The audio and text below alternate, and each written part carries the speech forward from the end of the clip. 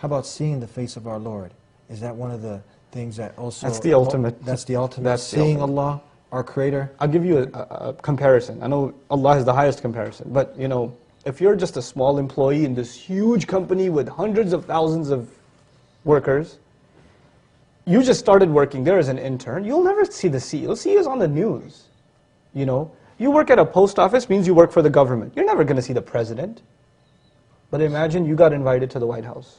The post office worker, the clerk, got invited to the White House. And he's got a private one-on-one meeting. And instead of you extending your hand, the president extends his hand and says, welcome. He honors you. And then he pours a drink for you. How honored would you feel? Oh my God, what are you doing? For me?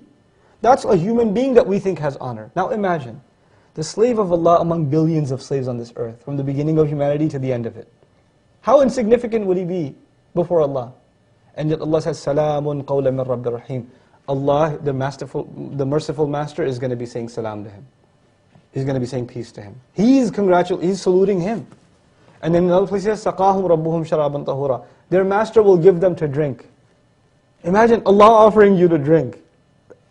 These scenes that are described in Jannah, they're beyond our imagination. But when we hear of these scenes, you know, one time somebody asked me, what's the big deal about paradise anyway? What do you get? I just told them drinks. What's in my mind is Allah giving me drink? What more can I ask for?